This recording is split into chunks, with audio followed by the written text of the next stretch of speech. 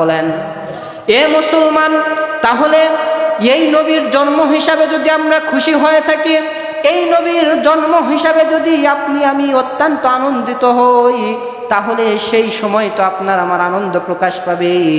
যেই সময় আমরা নবীর খুশি হিসাবে, নবীর আনন্দ হিসাবে একটা দিন রোজা রাখবো, জোরে বলেন সেই দিনের নামটা কি? তাহলে সোমবার দিন আপনারা রোজা থাকবেন তো ইনশাআল্লাহ? এই নবী না থাকলে পৃথিবীর বুকে উত্তম নবী আমরা কখনো পাইতাম? নবীরা মুহাম্মদ নবী যখন দুনিয়ার বুকে আসলেন, হযরতে আমেনা কান্না করে চোখ দিয়ে ঝরঝর করে পানি ফালানো শুরু করে দিলেন। পৃথিবীর বুকে প্রত্যেকটা সন্তানের আব্বা প্রত্যেকটা সন্তানকে স্কুলে নেওয়ার জন্য চলে যায়, মাদ্রাসায় নেওয়ার জন্য চলে যায়, কোলে নিয়ে তাদেরকে আদর করে যত্ন করে কত সুন্দর ভালোবাসা দেয়। কিন্তু আজকে দুনিয়ার বুকে আমার স্বামী বেঁচে নাই যে আমার সন্তানটাকে একটু আদর করবে। আমার সন্তান দুনিয়ার বুকে বড় হওয়ার পর আব্বা আব্বা বলে কাকে ডাকবে, এরকম আমার স্বামী আজকে দুনিয়ার বুকে নাই। যদি আমার স্বামী দুনিয়ার বুকে থাকতো, তাহলে আমার সন্তান মুহাম্মদ নিজের আব্বাকে পেয়ে আরো দুনিয়ার বুকে বেশি বেশি আনন্দের ভেতরে থাকতেন। জোরে বলেন ঠিক কিনা? নবী আমার এবার ঘরের ভেতরে বসে বসে আছেন, একটু সামান্য বড় হয়ে গেছে। আমেনা ঘরের ভেতরে কান্না করতে করতে, মনে মনে চিন্তা করতে করতে ঘরের ভেতরে আসতেছেন।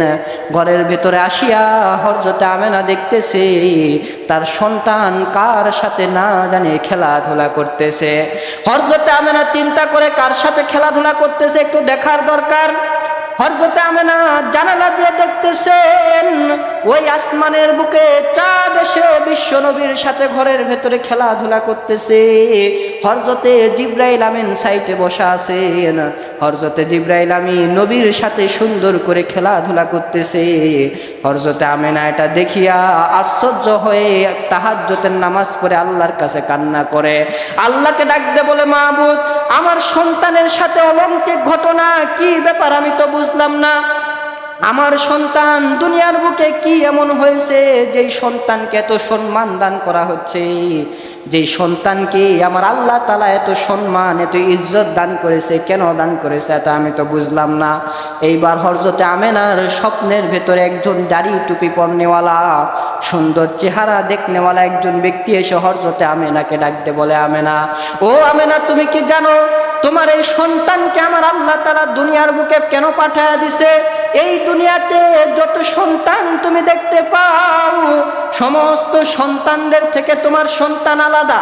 তোমার সন্তানকে আমার আল্লাহ তাআলা এমন সন্তান হিসাবে দুনিয়ার বুকে পাঠাইছেন, যিনি বড় হওয়ার সময় পৃথিবীর বুকে সমস্ত নবীদের সর্দার হবে, সমস্ত মানুষদের সর্দার হবে। শুধু তাই নয়, একটা মানুষের পিছনে আর একটা মানুষ বন্ধু লাগিয়া থাকে, একজন মেয়ের পিছনে একজন ছেলে লাগিয়া থাকে, একজন সন্তানের পিছনে মা লাগিয়া থাকে। প্রত্যেকটা মানুষের জন্য মানুষ পাগল হয়, কিন্তু তোমার এই সন্তানের জন্য পৃথিবীর মানুষ নয়, স্বয়ং আমার আল্লাহ তাআলা আসমান থেকে পাগল। সুবহানাল্লাহ বলেন। আপনার আমার নবীর জন্য আল্লাহ পাগল।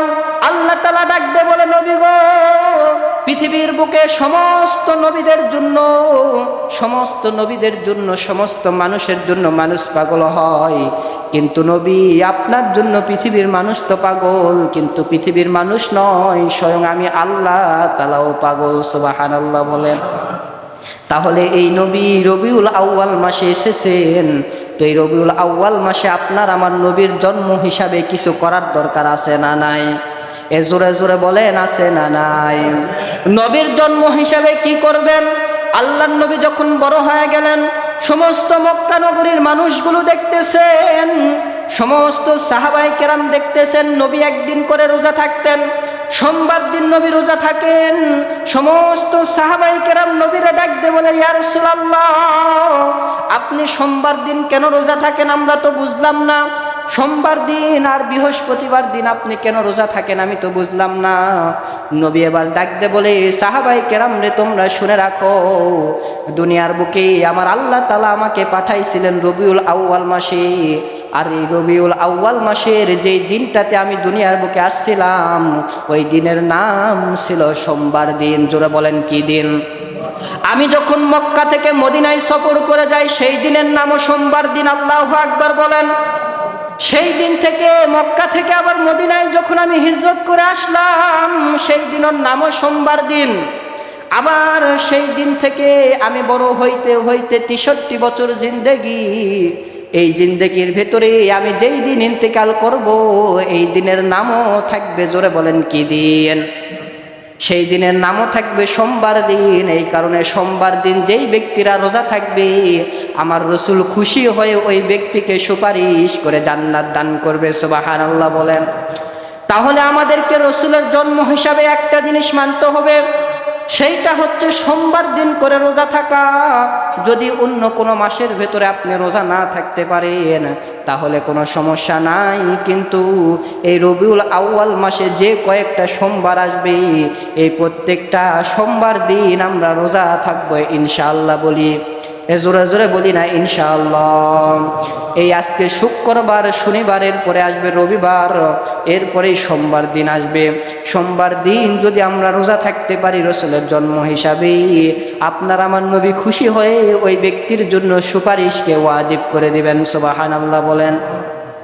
বেদায়া আল বেদায়া আন নেহায়া কিতাবের ভিতরে এসেছে, বিশ্ব নবী বলেন, পৃথিবীর বুকে আমি তো একমাত্র নবী, যেই নবীর সার্টিফিকেট আমার আল্লাহ তাআলা কোরআনুল কারীমের ভেতরে সুন্দর করে বলে দিয়েছেন।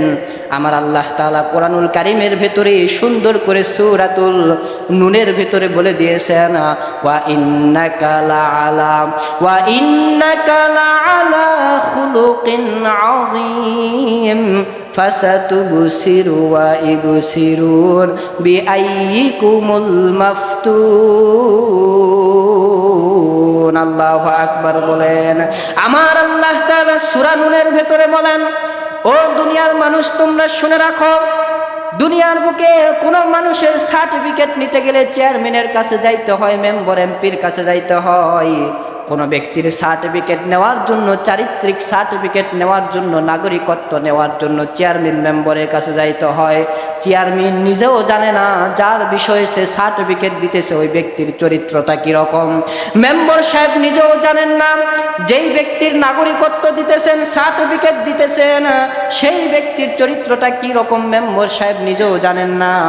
কিন্তু আমার আল্লাহ তাআলা কোরআনুল কারীমের ভেতরে বলেন, তোমাদেরকে যেই ব্যক্তির সার্টিফিকেট আমি জানাই দিলাম, ওই ব্যক্তি এমন একজন ব্যক্তি যিনার মতন উত্তম চরিত্র পৃথিবীর বুকে আর কখনো কারো হবে না। আল্লাহু আকবার পর্যন্ত দোয়া করেন, আল্লাহ আপনি আমাদেরকে আখেরি নবীর উম্মত হিসাবে দুনিয়ার বুকে পাঠায় দেন। আল্লাহু আকবার বলেন।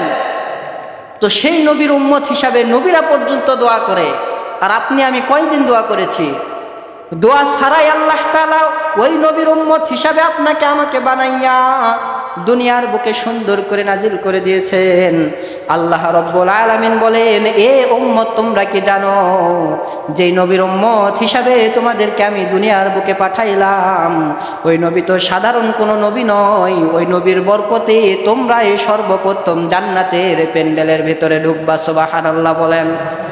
তোমরা সারা দুনিয়ার বুকে যত নবীর উম্মতেরা আছে, যত নবী তোমরা দেখতে পাও, সমস্ত নবীদের উম্মতগুলোকে দাঁড় করানো হবে, সবাইকে বলা হবে তোমরা দাঁড়িয়ে থাকো, কেউ কখনো জান্নাতের প্যান্ডেলে ঢুকতে পারবে না।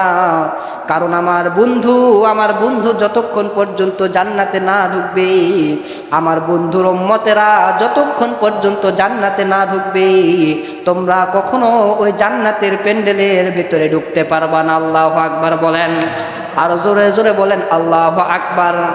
এ মুসলমান, নবী আমার কয়, যেই ব্যক্তি আল্লাহু আকবার বলে একবার ধ্বনি দেয়, আপনার আমার নবী কিতাবের ভেতরে বলেন, একবার আল্লাহু আকবার বলে জোরে আওয়াজে যেই ব্যক্তি ধ্বনি দেয়, সেই ব্যক্তির কলবের ভেতরে যত পরিমাণ রোগ আছে যত পরিমাণ রোগগুলি তার কলবের ভেতরে বিরাজ করে, হার্ট অ্যাটাক করে, বিভিন্ন হার্ট স্ট্রোক করে, এই সমস্ত রোগগুলি থেকে আল্লাহু আকবার বলার কারণে আমার আল্লাহ তাআলা তার হার্টের সমস্ত রোগগুলিকে একেবারে দূর করে দিবে। আল্লাহু আকবার বলেন। তাহলে বলেন তো, আল্লাহর নাম ধরে ডাকার ফজিলত আছে না নাই? তাহলে আল্লাহ পাক রব্বুল আলামিন আমাদেরকে সেই আল্লাহর নাম জোরে আওয়াজে ডাকার তৌফিক দান করুক। সকলে বলে আমিন। একবার আল্লাহু আকবার বলে ডাকলে যতদূর পর্যন্ত আওয়াজ চলে যায়, শয়তান ততদূর পর্যন্ত আর থাকতে পারে। আমাদের ভেতরে অনেক শয়তান ঢুকে আছে, ঘুমাইতেছে, কেউ টুকতেছে, কেউ বাড়ির চিন্তায় লিপ্ত আছে। শয়তান আছে না নাই? তো এই শয়তানকে দূর করার প্রয়োজন আছে না নাই? তাহলে জোরে আওয়াজে যখন আল্লাহু আকবার বলবেন, শয়তান কখনো থাকতে পারবে? শয়তান নামাজেও ঢুকতে পারে কি পারে না? জোরে আওয়াজে বলেন, পারে কি পারে না? শয়তান নামাজেও ঢুকে যায়। মানুষ যখন নামাজে দাঁড়ায় যায়, ব্যবসায় কয় টাকা লস হয়েছে হিসাব করা শুরু করে দেয়, ঠিক কি না? নামাজে যখন দাঁড়ায় যায়, বিবি আমাকে অমুক দিন গালি দিছে, এইটা মনে পড়ে যায়। নামাজে যখন দাঁড়ায় যায়, অমুক মাসে আমার ফসল নষ্ট হয়ে গেছে, এইটা তার অন্তরের ভিতরে বিরাজ করে। বিভিন্ন চিন্তা চেতনা নামাজের ভিতরে কেন আসে? শয়তান নামাজের ভিতরে ওয়াসওয়াসা দিতে থাকে। তারপরেও যে ব্যক্তি এই ধোকার ভিতরে না পড়ে নামাজ আদায় করবে, আল্লাহ তাআলা বলে তার জন্যই, এই মুসল্লিদের জন্যই আমি জান্নাতুল ফেরদাউস নাজিল করেছি। সুবহানাল্লাহ বলেন। আল্লাহ তাআলা আমাদের সকলকে রসুলের জন্ম হিসাবে খুশি হয়ে, আনন্দিত হয়ে, রসুলের জন্ম হিসাবে সোমবার দিন একটা রোজা থাকার তৌফিক দান করুক। সকলে বলি আল্লাহুম্মা আমিন। আরো জোরে আওয়াজে বলি আল্লাহুম্মা আমিন। আপনারা রসুলের জন্ম হিসাবে মসজিদে ছোট্টখাট্ট একটা দোয়া মাহফিলের আয়োজন করবেন, যাতে করে আল্লাহ আমাদের রসুলের উপরে আমরা একটু দরুদ শরীফ পাঠ করে দোয়া করতে পারি হ্যাঁ, আমি আগেই হাজী সাহেবকে বলে দিয়েছি, তিনারা পরামর্শ করে আপনাদেরকে জানায় দিবে। সবাই আসবেন। এর আগের রবিউল আউয়াল মাসে হয়েছিল, মুসল্লি নাই। তাহলে তো আপনি রসুলের জন্ম নিয়ে খুশি নন। যদি খুশি হইতেন তাহলে তো থাকতেন। তো এইবার যদি ডেট যদি করা হয়, আমি ভালো একজন বক্তা সাহেবকে নিয়ে আসবো। আমার ওয়াজ তো অনেক শুনলেন, প্রত্যেক জুমায় আমার ওয়াজ শুনতেছেন।